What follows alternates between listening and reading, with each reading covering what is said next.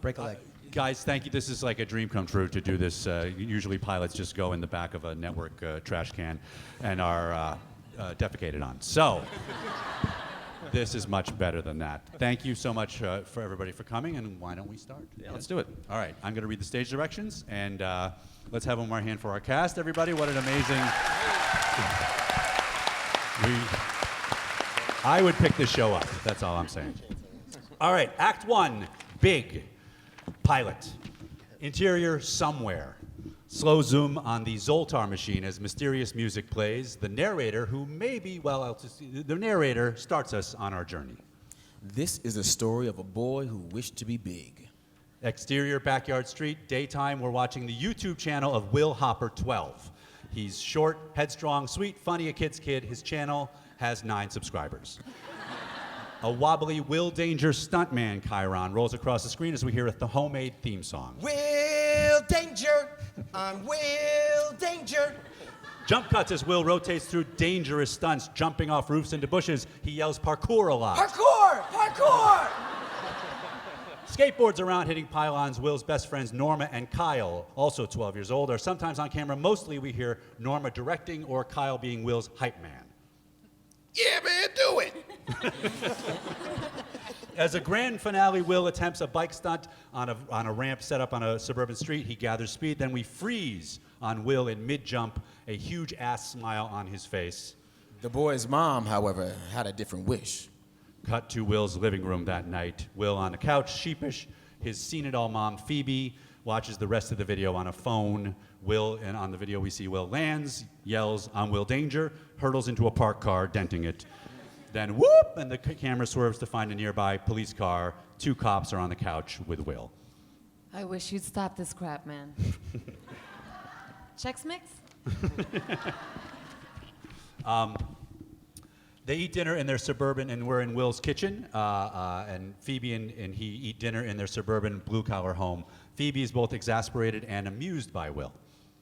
I'm the only mom who wishes her kid played more Xbox. Why can't you stay inside and be obese like other children? I want people to notice me. I notice you. Well, you're not people. Sorry. No, I think it's sweet when you're a jerk by accident. I'll miss you. I'll miss this when you're 16 and a jerk on purpose. Will's dog Storm trots in, jumps on Will, and smothers him with kisses, a ritual. Ugh, nasty. That dog can't stand you being gone for 5 minutes. Yesterday, I caught him licking your baby picture. Maybe I shouldn't go to sleepaway camp if Storm is going to be traumatized. You're going to camp. You can be outside all you want, but away from the cameras, Will Danger. Well, what if I don't want to go? Well, sucks for you, but I'm kind of in charge. Am I right? Am I? I am. Hey, when you get big, you can do whatever you want. Will rolls his eyes. You look exactly like your dad when you do that. I look like a loser who never sends us any money? Obviously, I should be nicer when I talk about him. And we're in a giant electronics store the next day. It's like a Hammacher Schlemmer type of place. Kyle clicks all the display laptops to Will Danger videos as Norma plays a video game. I got us up to 60 views. I feel like you're missing the point of the internet. Nearby, a woman, Trisha, 30s, watches all this amused. Will rolls by in the background, tentatively balancing on a hoverboard. Guys, Kyle, check it out. Guys, check it out. he falls over. What? Will tries to coolly remount, falls again. Are you okay? No, no. Falling is just another way to fly. That's something stuntmen say. You read that on my Tumblr. NormaThoughts.tumblr.coms represent. You should put your video on that screen. Trisha points to a humongous wall-sized TV turned to Dr. Paul, a blowhard TV psychologist a la Dr. Phil. On screen, a teary mom is with her wayward son, Dylan. Because of your advice, Dylan's now a straight B- student. The audience applauds as Dr. The audience applauds as Dr. Paul turns to camera. You want your child to go from grade mess to grade greatness? come on the show and let me tell you. We'll be right back. The title splashes on screen, Let Me Tell You, with Dr. Paul, and the voiceover, Dr. Paul is not a practicing psychologist, he's better. My mom watches this guy. I thought your mom was smart. Trisha laughs. Do you work here or something? Oh, no. I'm just procrastinating. My boss yelled at me today, which happens pretty much every day. Oh, I'd love to quit because he is a giant turd wagon. But jobs aren't easy to come by these days, so instead I decided to act like it's all my fault and buy him a breakdancing robot that vacuums while it pops and locks. When you get big, you'll understand. Well, I'm a director, so I'm gonna be my own boss. Oh, I actually went to school to be a director. What happened? When you get big, you'll understand. Good luck, Will Danger. Trisha heads off. I bet that lady's best friends are birds.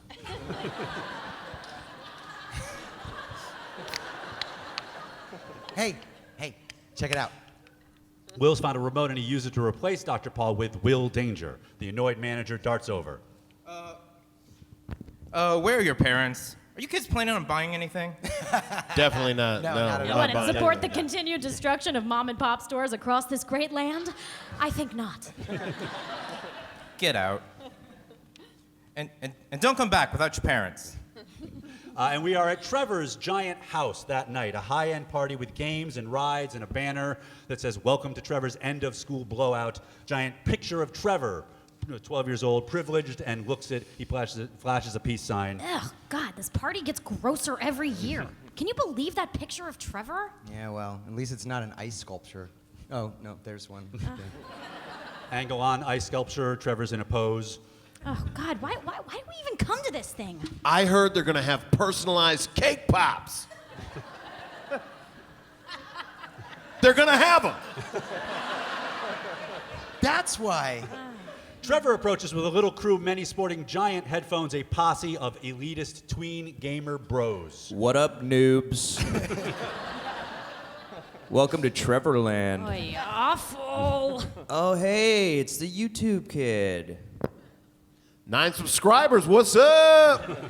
Yeah, your videos are supposed to suck, right? Like, that's the joke? Well, no, they're supposed to be funny. Oh, well, that's funny because they suck. Trevor's fans all snicker and murmur agreement. Yikes, swing and a miss. Hey, shut up. Whoa, sounds like someone needs to read the shirt. He unzips his hoodie to reveal a t-shirt with bully in a circle with a line through it. And then the words bully-free zone. You don't know what a bully is, do you? A lot of people don't. That's why we're raising money for bullying awareness. He holds out a collection can. It's not cool to be cruel. Anyway, your videos suck. Everybody here agrees with me, and I'd be disrespecting you if I didn't tell you the truth. So, are Trevor we puts cool? out his fist to dap. Seething Will leaves him hanging. Sorry, dude, but you're never gonna be big. Respectfully. And a random kid walks by. Hey, dude, your shirt is stupid. Angry Birds. Seriously? And we're exterior at the party, an arcade area. Our dejected groups walks by themselves among some old-time arcade machines that no one is paying attention to. Come on, it doesn't matter. Oh, yeah, no, who cares that every person in our school thinks I'm an idiot? You don't. Look, Trevor is just a rich dummy, and he couldn't be more wrong about you. I know, but I wish he knew. At the end of the road, they find an ancient game, Zoltar. A moment as they seem to reverently contemplate it. Creepy. He looks like a guy I saw on the news. But should we make a wish? Yeah, sure. Let's overcome humiliation by telling our deepest desires to a mannequin head. Okay. Kyle puts a token in, closes his eyes. This is important. I wish I had a personalized cake pop. Seriously? Anything in the world, and that's... I went to get one, and they were all Trevors. I was like, who wants a Trevor-faced cake pop? And they were like, why are you getting so excited about this? And I was like, why are you getting so excited about Great this? wish. It's the best wish. Okay, The best thank you. wish. Zoltar spits out a card. Your wish has been granted. Kyle grabs it. Will steps up. A beat as he looks back at the party in the distance, still feeling the sting. Even though he's trying to play it cool, this really means something to him. I wish I was big. Gets the card. considers it. I feel good about our choices. They walk off, leaving Norma behind, and she contemplates Zoltar as we dissolve to Will's house. He dejectedly enters. His dog comes and smothers him as usual. Phoebe is on the couch watching Dr. Paul, who is with a mom. Claire, let me tell you why your child is a deceiver instead of an achiever. Ugh, why do you watch that guy? He trudges upstairs. Hey, I packed all your stuff for camp, but remember the bus is coming early. I'll get up and make you breakfast. Oh, I better set my alarm. I worked a double today. I am beat. Oh, cool. I'm talking to nobody. Thanks, Mom. You're the best. Oh, honey, thanks. We're in Will's bedroom. He checks the video on his phone. Tons of negative comments from Trevor and his friends. Fake, you suck, fail. He tosses the phone on the floor. Phoebe's in the doorway. Oh, so I heard the party was an exercise in peer power structures run amok. You read Norma's Tumblr? Maybe. Can I tell you something? 12 is the hardest age. When I was 12, Michelle Renzi told me my singing voice sounded like bird farts. Oh, sorry. Sorry. Lost my place. Wait, can you say that again? When I was 12, Michelle Renzi told me my singing voice sounded like bird farts. It doesn't, but come on. Stupid That was Michelle better. Renzi with her trophy husband and her labradoodle that we all know wasn't a rescue. I was also reading Facebook. Listen, a bully just gets attention for themselves by making you unhappy, okay? Don't let him get you down. Luckily, I won't always be 12. Hate to break it to you, kid, but they'll always be bullies. Thanks for cheering me up. Anytime. Hey, Mom, are you unhappy, that you didn't become a singer? No. How could I be unhappy? I have you. She shuts off the light. Angle on Will's phone, still glowing on the floor with Will's bed and darkened room in the deep background. Then the phone also goes dark. And we're on the phone as we do a time lapse, night morphing into morning. Then Will's bedroom, 5 a.m. Bzzz. An incoming text from Kyle. It reads simply 4 exclamation points. In the background, we see a large figure out of focus get out of bed and approach. A large hand picks up the phone, starts typing a response, but accidentally turns on the FaceTime camera. Instead of Will, it's the face of a 30-year-old man. Ah! Startled, the hand turns the camera off. Whip pan to the man's face. It's 30-year-old Will. He looks back at the phone. Man face. He drops the phone. Will Hopper is big. Cut to black. Act 2. We're in Will's room moments later. Will grabs his phone and sees the man's face. Instinctively, he clicks a selfie and looks at it. Still the man. Who is that? Scared, he turns to a full-length mirror, sees himself as an adult in now way too tight underwear. He quietly panics, then sees the Zoltar card. Your wish is granted. It really happened. Reflexively, he tries to put on yesterday's shirt, rips it in half. Ah, that was my favorite shirt. Then he's shocked by his deep voice as he modulates the word. Shirt. Shirt. Shirt.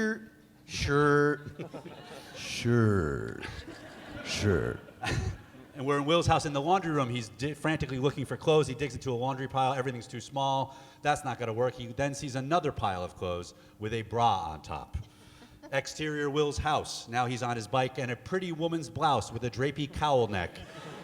And we reveal him wearing it and Lululemon pants as he furiously pedals a now too small bike in a now too small child's helmet. Also, we see his dog stick its head out of the dog door, watching him bike away, then a beat, and then he follows the dog. Then we're in Norma's room. She awakens as her phone buzzes with a text from Will. I'm in your garage. What? Something happened. Then we're in Norma's garage as she's entering the messy, somewhat spooky garage. Will, are you in here? Are you? Come on, just tell me. Oh, behind the couch. Promise you won't freak out. Oh, God, just stop being weird and just tell me what happened. Did your mom cut your hair again? Look, the kids at camp will just think you're being artsy. You know, it might actually help your cred. She shines her phone's light behind the couch to find a 30-year-old man in a blouse and yoga pants. My wish came true. Ah! I'm sorry, no. She punches him in the face. Ow, stop, no, stop. It's me, it's Will. What? It's Okay, I can prove it. We went to preschool together at Les Enfants. You love pecan pie. One time you found a millipede in a box of cereal, and the company sent you an apology note and a $50 bill, but they couldn't buy your silence.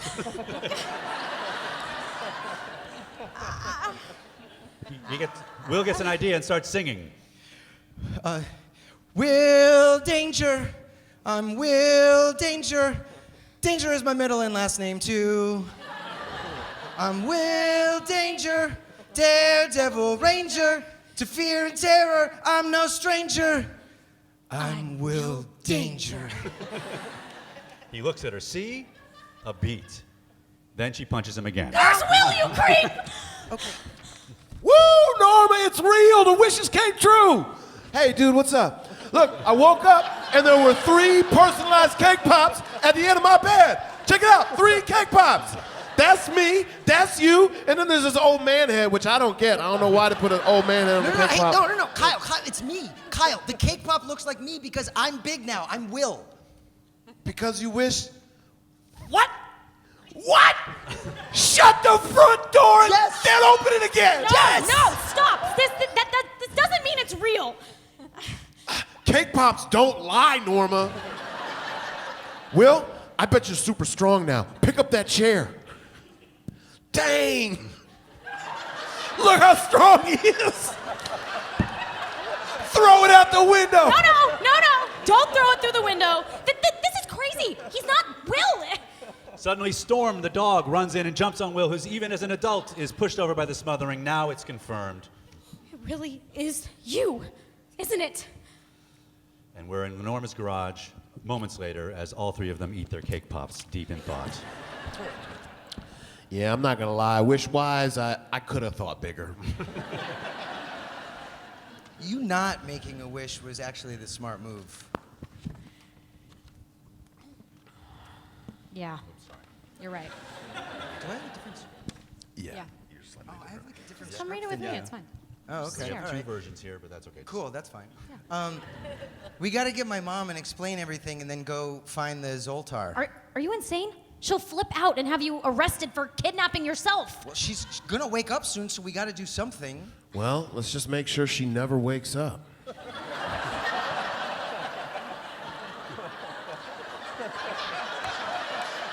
Just turn off her alarm clock. What? Just... Yeah, that's actually a good idea. Yeah. And then I have an idea. First, you need some better clothes. Why? He looks great. Norma opens up a storage locker revealing sports equipment. And then we're in Phoebe's bedroom, his mother. A few minutes later, Will nervously pokes his head in the door, now wearing a Clippers jersey and sweats. He steps lightly, yet his adult feet are loud. Clomp, clomp. With each step, he's afraid he'll wake her. Finally unplugs her alarm, but knocks over a lamp. He catches it, but knocks over 2 pictures. Bang, crash, she's still asleep. Amused, he now opens and shuts the door loudly because she's just not waking up. His working mom barely moves. She's exhausted, completely unwake-upable. He turns to go, but looks back. Who knows when he's going to see his mom again? So he leans in, sweetly kisses her goodbye. Now she stirs a little, and he races out. Then we're in his bedroom. He grabs a backpack and a sleeping bag and exits, and we're outside his house. Will, Norma, and Kyle powwow. Okay, we gotta make it look like you went to camp, so when the bus comes, you pretend to be your dad. I forgot my son's birthday again. Time for another lap dance. That's actually my mom's imitation of him. Okay, please, just listen. Say, your son Will broke his leg and can't go to camp. The bus will leave, but your mom will think you got on and went to camp. Yeah, you're so smart. She's so smart. Thank you. Hello there, I'm Will's dad. No, your voice is already low. Oh, okay. Because you're an adult. Get it? You don't. Yeah, no. Well, how am I supposed to act like an adult? I don't know. Talk about wine and spreadsheets and how great The Wire is. Go! The bus is here. Go! Exterior. We're on a bus, street in front of Will's house, and there's a bus, and Will nervously steps up to the bus driver. Hello. Hello. I'm Will Hopper's dad. Bad news, fellow adult. My son named Will broke his leg. Oh, that's too bad. How did it happen? Will's eyes widen, angle on Norma and Kyle watching. Don't panic. Don't panic. Will's dead. No, not a dead leg, because it's broken. He slipped it on a spreadsheet I left lying around because I was sleepy from all that wine. Adult stuff, am I right? Look, just sign the cancellation form. You'll get your deposit back. Nailed it. Nailed what? Oh, this is taking too long. And we're in Phoebe's bedroom, and we start to cross-cut because his mom wakes up, and she sees the dead alarm, grabs her phone, sees the time, and leaps up. Oh, balls! Will, we gotta go! We're in the street, and Will signs as the driver notes his Clippers jersey. Oh, it looks like you got the day off, huh? From what? From work? Oh, yeah, yeah, right, work. I'm just procrastinating, but I'd love to quit because my boss is a giant turd wagon. You and me both, brother. They nod to working men bonding over hating their bosses. And then we're in Will's room. Phoebe runs in to see Will's backpack and the sleeping bag are gone. Why is there's a torn shirt on the floor? Something's wrong. Then we're back out on the street. Will's just now relaxed with his new best friend. Ever pretend you're driving a tank? Every day, Yeah, man. I knew it. My God, Jesus, just sign the damn form! Back in the house, Phoebe passes the laundry room. The laundry's all over the floor. She runs to the front door, nervous now. Where's Will? We're on the street in front of Will's house. She throws open the door to see the bus pull away. Bing! A text from Will. Oh, sorry. Sorry. Let you sleep in. I made my own breakfast. I love you. She's momentarily teary, then... He made his own breakfast? And we're on the street moments later. Adult Will, Norma, and Kyle, who are still kids, run off on their bikes. Ride off on their bikes. It's a perfect picture of youth, except one of them is a 30-year-old man. And they pass a billboard with Dr. Paul on it. Trevor said they rented Zoltar from this place called Funfillment. Okay, hey, if my mom hears that my dad was around, she's gonna think something's up. Okay, well, so from now on, you'll be my uncle. Wait. Can he be my uncle? Just then when they pass a car driven by Trisha from the electronics store. Earlier, she's on a speakerphone. Ugh, he's in a mood. Today he told me I've got spinster hands. I've still got nothing for Friday, and he insists I find something no one's seen. That's literally impossible. Trisha sees Norma and Kyle, recognizing them from the store, and then she locks eyes with Will. He smiles and waves goofily at her. She just waves back, very puzzled. Trisha, are you there? Trish? And as she very confusedly watches our gang bike off, the boy and his friends pedaled with great haste, soon to arrive at a place where miracles happen. And we're at Funfillment, a drab and industrial warehouse seemingly the opposite of where miracles happen. Will, Norma, and Kyle are outside, very puzzled. Is this the wrong place? Then a mysterious caretaker dramatically opens the door. He speaks as though he is dropping super profound knowledge. Or is the wrong place actually the right place? You recognize his voice the same as the narrator. We're looking for Funfillment. Sometimes what you're looking for finds you. Huh? Sorry, so this is the right place, or what are you trying to... He drops the dramatic tone. Yes, it's Funfillment. What do you want? And we're inside Funfillment as they follow him inside. The place has rows of both new and old arcade machines. They're just wowed. Whoa. Hey, can we? No. He points to a sign, you may only play after you pay. It's like a restaurant with delicious food that you're not allowed to eat. Good. That's what I was going for. Kind old sir, we're looking for a game. A box with a man in it named Zoltar? Never heard of it. But a rich dummy we know rented it from here. No, must have a different name. I got so many, I call them all the Waste of Time 3000. I like that joke. But no, it was definitely Zoltar, sir. Well, we don't have it. No, but you have to. You don't understand. I'm really 12 years old. Aren't we all really 12 years old? No, I see what you... No, I made a wish on Zoltar to be big, but it turned out wrong, and now I am big, and I got to find that machine so that I can go back. So can you please help me? The caretaker softens because he gets a little bit of what Will's talking about. I'm sorry. I can't help you.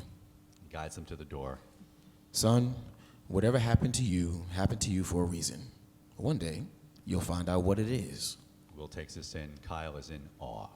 Wow. You're like a magical... Are you saying I'm a magical black man? No, that is not what he meant, sir. It's a little what I meant, sir. That's what I meant. I tripped when I got out of bed today. Would a magical black man do that? I dropped my phone in the toilet. Would a magical black man do that? I think we're just gonna leave now. Last week, I locked my vans and my keys in my house, and my keys in my van. What do you do now? Don't give me that face. Well, let's back that up. Last week, I locked my van keys in my house, and my house keys in my van. And our trio exits, and after they're gone, the caretaker opens a closet door. Zoltar is there. What did you do now? Don't give me that face. And we're in Act 3 on the street, and Norma and Kyle walk with a very deflated adult Will. A kid rolls by on a razor scooter, forcing Will to step out of the way. Sorry, mister. He reacts. I can't believe I'm going to be 30 years old for the rest of my life. Well, I mean, to be fair, we don't know where crazy ride is going to end. Tomorrow you could be 80 or a baby. You could be a baby tomorrow. I'm not helping. Look, your mom thinks you're at camp. We have a whole month to figure things out. I mean, in the meantime, you get a job. Maybe live off the land, although that's more of a Portland thing. No, Norma, I'm 12. I don't want a job, and I don't want to eat squirrels. Okay, just until we find Zoltar. But what if we don't, you know? What if I'm like this forever? What if we can never make videos or even hang out ever again? Beat as Norma and Kyle hadn't really considered this. Okay, I don't know if you've noticed, but I'm not one of the popular kids. What? No! Well, it's true. It's true. And I mean, when you guys started hanging out with me, it was like the best day of my life. You're my only friends, and you've never ditched me. Kyle tries to throw his arm around him, but Will's too big. He finally just pulls Will down by the shirt. So we're not ditching you. Got it? Yeah, got it. Okay. It doesn't matter if you turn 80 or into a baby or a crab or a dog. But instead of a tail, you have like a Roman candle back there that never runs out of fireballs, like that. Kyle! These are all possibilities. Okay, look. Those are possibilities. Look. What does your mom always say? When you're big, you can do whatever you want. Well, now you can. I mean, do whatever, eat whatever, get a job wherever. You don't have to go to school or camp. When you're big, you can do whatever you want. I'd freaking love to be you.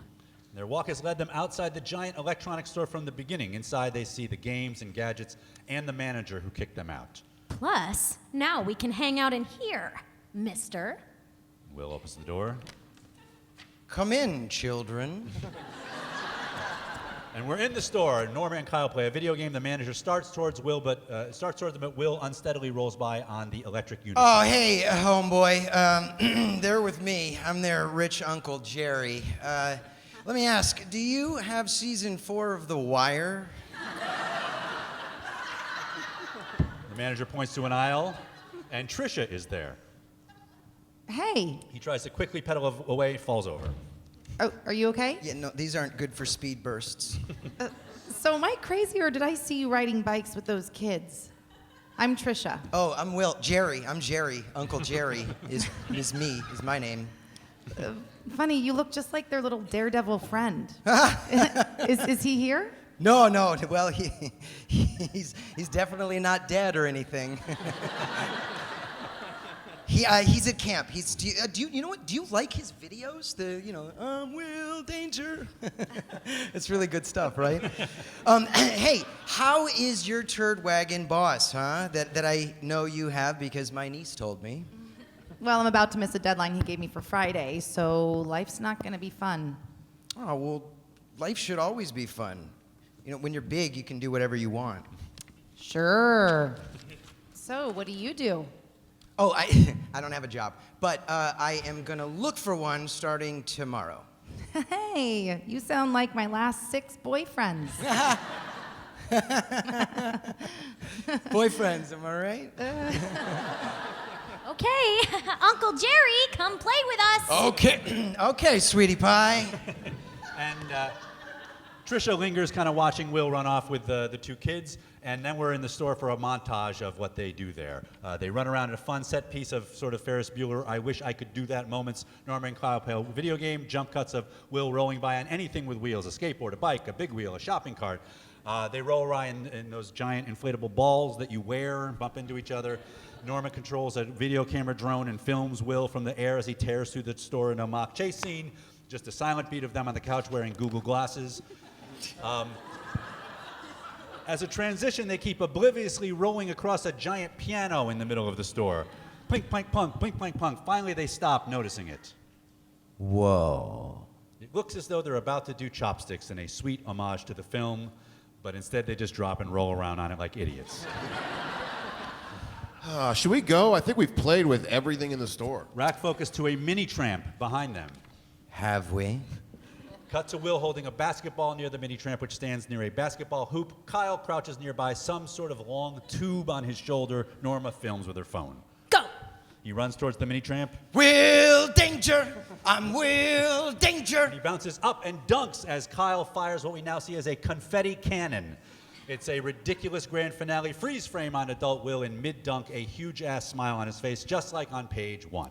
Let this be the first lesson of our tale. If your wish comes true and you're disappointed, give it a minute. Unfreeze as Will crashes down triumphant and punches it with his signature line. I'm Will Danger! A stupid amount of confetti floats down, reveal the manager, super pissed. Oh, we're totally gonna clean that up. And then they're puzzled to find Trisha capturing all this on her phone with a weird smile. You helped me make my deadline. How? You know my boss? She points to the wall-sized TV screen where Dr. Paul is. That's him. And we are inside the Let Me Tell You with Dr. Paul studio. Later, the show returns from a commercial with the voiceover. Dr. Paul's not a practicing psychologist. He's better. Dr. Paul sits on stage as the tail end of Trisha's video of Will plays. The audience, mostly moms, plus Norma and Kyle, laughs and applauds as a Friday Funnies chyron pops up. Now, we always like to close out the week with a chuckle, and before the break, we showed you a video of a man who is very in touch with his inner child. Now, let's bring him out. Jerry! Will emerges from off stage, same Clippers jersey. We've seen him in. He's nervous and beaming, but the audience applauds. Trisha smiles in the wings. Okay, thanks for being here. And Will cranes his head. He talks directly into his lapel mic. Thank you for having me. No, you just talk normally. Oh, thanks. Okay, that's a funny video. Yeah.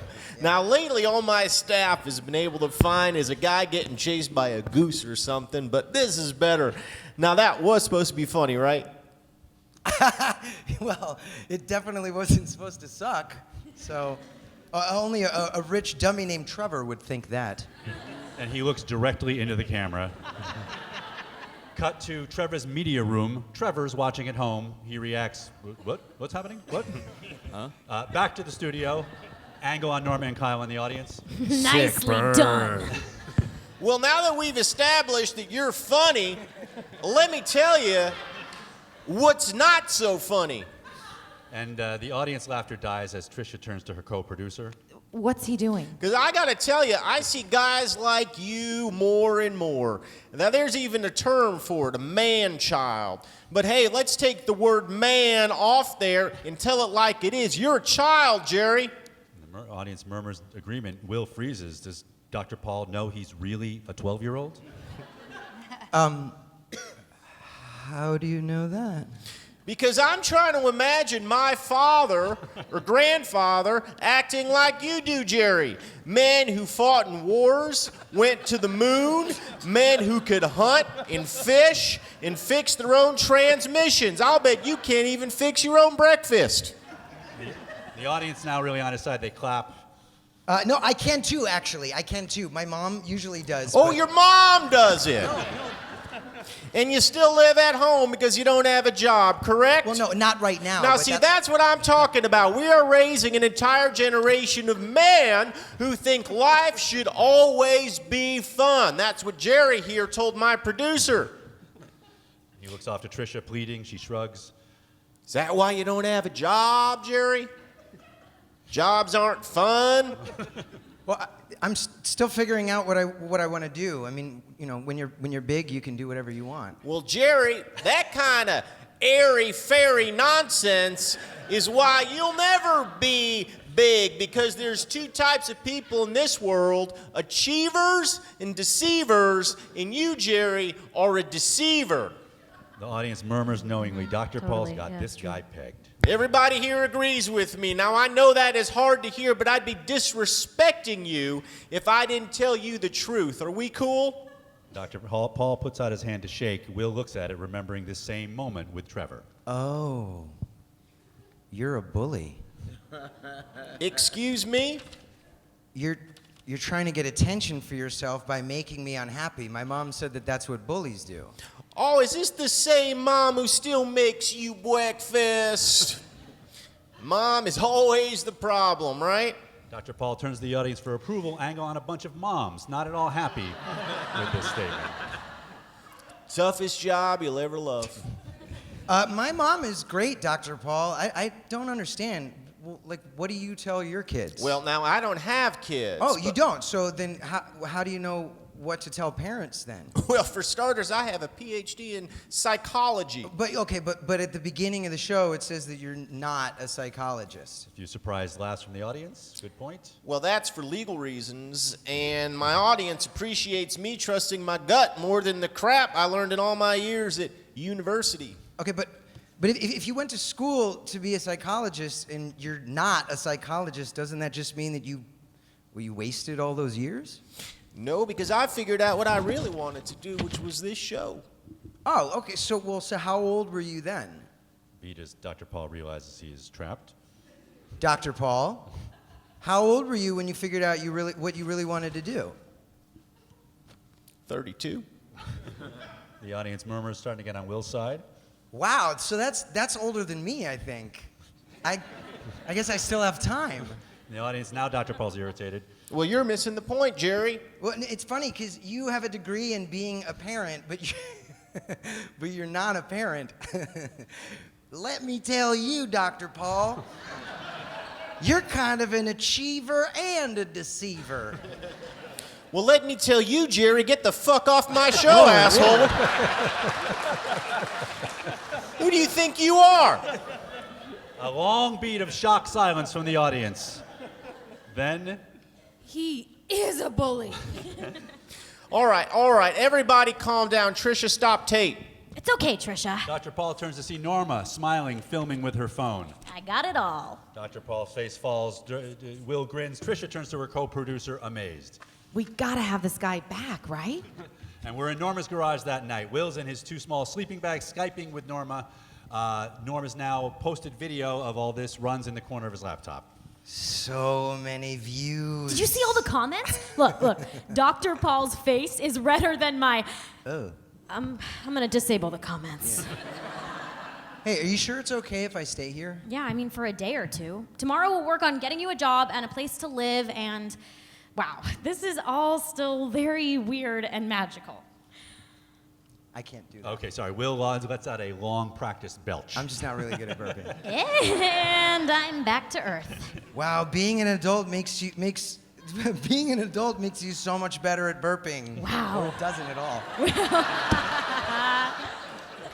Oh, Will, the silver linings never end. Now, I gotta admit, you were right. This is fun. I'm sorry you didn't get to make a wish. And we're in Norma's room. She looks down at her hand out of Will's view. She is holding a Your Wishes Granted card. A beat, then she fans out 3 cards. She made 3 wishes. I'll be okay. And on the tease that there are wishes yet to be revealed, end of Act 3, and we're in the tag in Will's house. Phoebe's laughing as she watches the now heavily viewed YouTube video of Dr. Paul blowing up at Will. What an idiot. She notices a link to the extended Uncle Jerry video. She clicks and then watches as Will dunks, crashes down, and the confetti falls. I'm Will Danger. Phoebe sits up stunned. Why does the goofy man-child sound like her son? Just then, Storm runs in and seeing Will's adult face on her laptop, starts licking the screen. And off Phoebe's definitely raised antenna, end of pilot.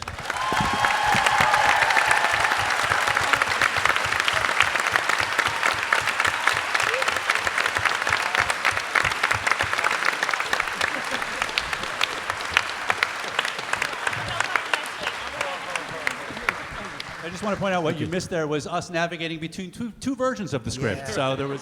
I had a couple panic jokes that attack. were here. All right, we'll have the cast stay up here so there are pretty people to look at while the writers talk. You can look at them, listen to us. So how does this come about? I imagine you don't just one day decide that we're going to do a TV version of Big. How did it happen? Oh yeah, no.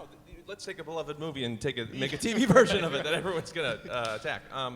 Well, you should start because they.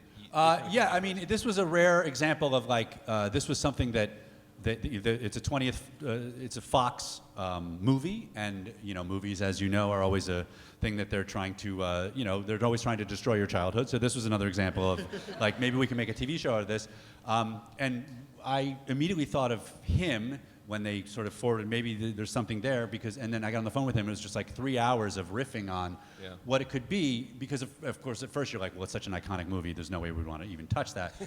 But we realized very quickly there was a really cool difference between now and then, which was then it was like this magical 32-year-old who like plays games and his apartment is filled with toys and video games. How crazy is that? And now that's just a 32-year-old.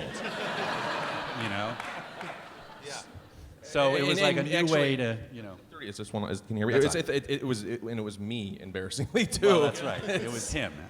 He's like, what do you think about doing Big? And I'm looking at like 3 alien figures on my desk. I'm like, yeah, I can relate to that possibly. Yeah.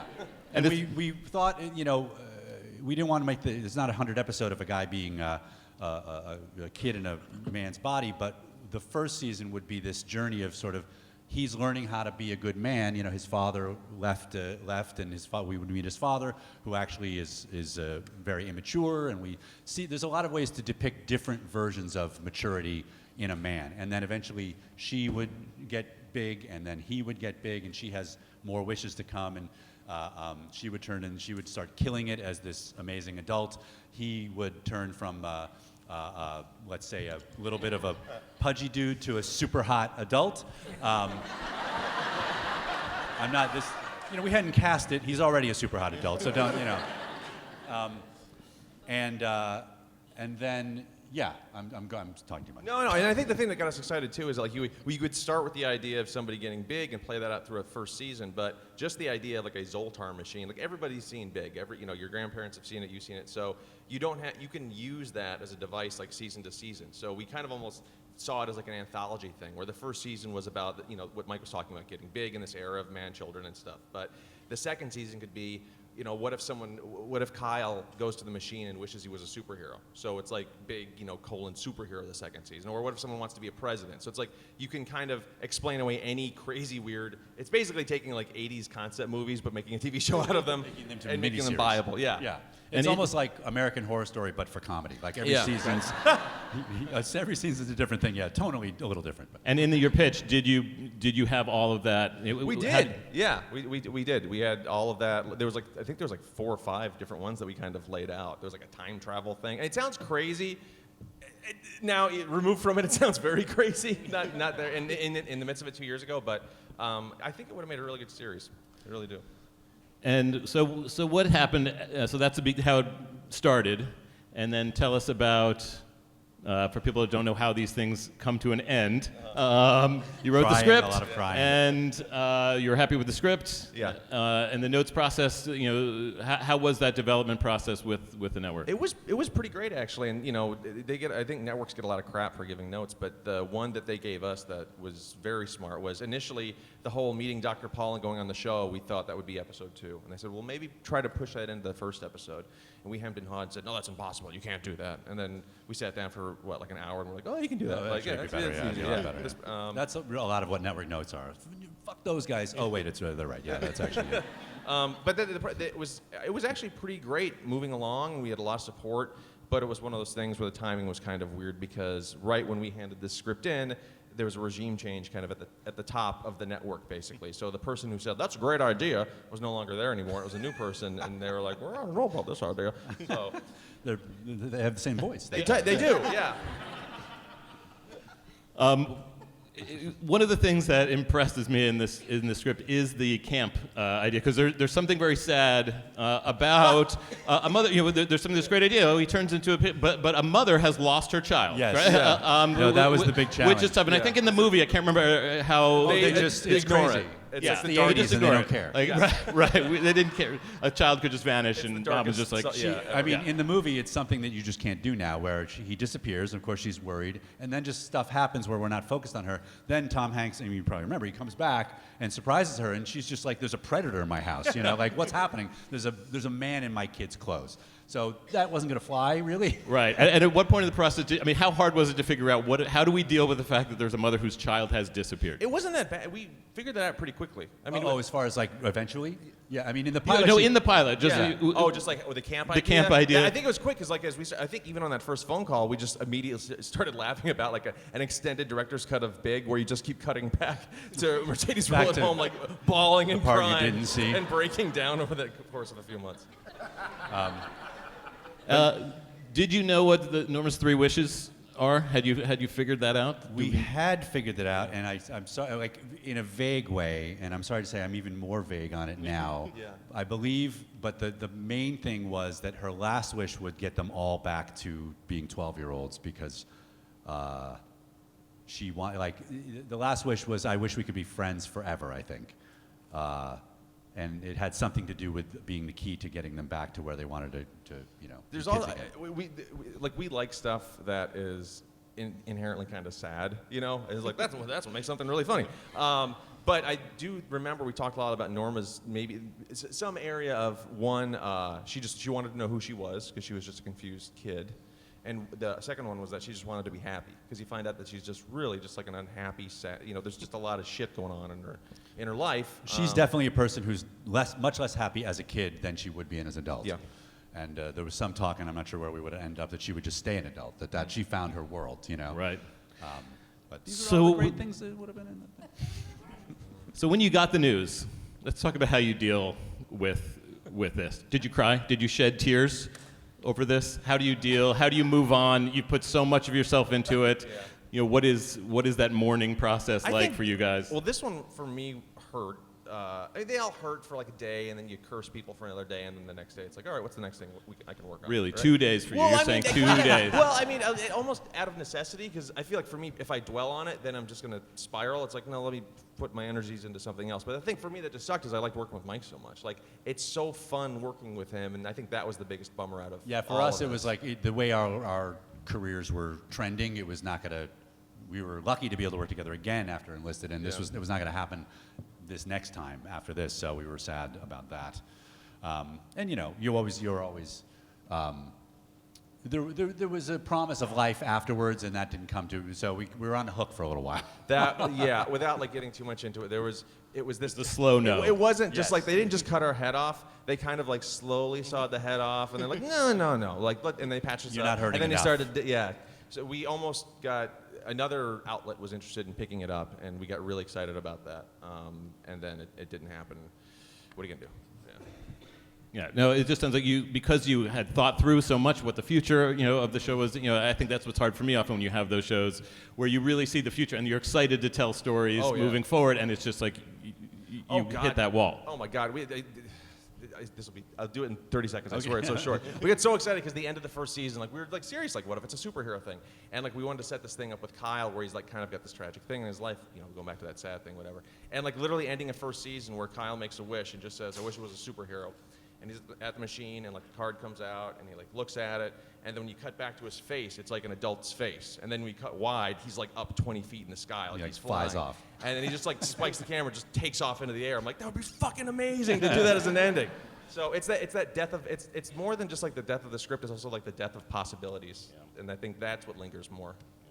Well, I'm just glad that we could read it here with this great cast, and all of you could at least hear it. And thank you so much. Thank you for coming. Thank you, audience and cast. Wow. Yeah.